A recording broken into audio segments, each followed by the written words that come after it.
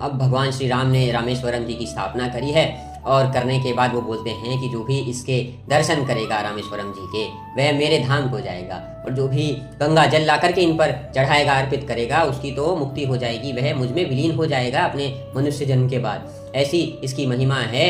और इतना ही नहीं, जो राम सेतु के दर्शन करेगा वो भी मेरी भक्ति प्राप्त करेगा। जो यहाँ पर आकर के भगवान शिव को नमन करेगा, प्रभु अपने प्रेम से उसे मेरी भक्ति प्रदान करेंगे। ऐसी इस रामेश्वरम की महिमा होगी, जिसके बाद सारे मुनि लोग उनकी स्थापना होने के बाद वापस चल दिए।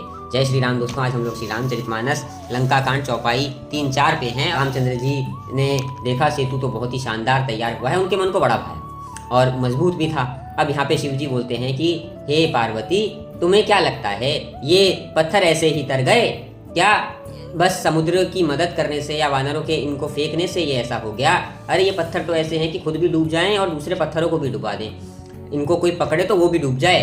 अब ऐसे में ये पत्थर कैसे तैर रहे हैं? ये मेरे प्रभु श्री रामचंद्र जी का प्रताप है जो ये तैर रहे हैं, वरना ये संभव नहीं होता कभी कि अब सारे वानरों ने एकजुट होकर के सेना के साथ उस पे चलने की तैयारी शुरू कर दी। रामचंद्र जी भी बड़े प्रसन्न हैं। सेतु के ऊपर चढ़ करके आसपास देखते हैं तो सारे जीव जंतु जो समुद्र में रहते हैं एक साथ प्रकट हो जाते हैं प्रभु के दर्शन के लिए। वैसे तो ये जीव जंतु आपस में एक दूसरे को खा जाएं, मनुष्य भी इनसे डरे और कोई समुद्र में इनके डर के कारण कभी आसपास भी दिखाई ना दे, परंतु ये सब शांत मन से प्रभु के चरणों का दर्शन करने के लिए वहाँ पे प्रकट हो गए हैं। और अब इतनी भीड़ हो गई है वहाँ पे, सेना ने जब चलना शुरू किया है तो कुछ वानर जो उड़ सकते थे वो तो उड़ने लगे, आकाश मार्ग से जाने लगे। कुछ लोग इन जीवों पे बैठ करके आगे बढ़ रहे हैं। बाकी की सेना जो है गरजती हुई और जयकार करती हुई अब सेतु पे आगे बढ़ रही है लंका की ओर।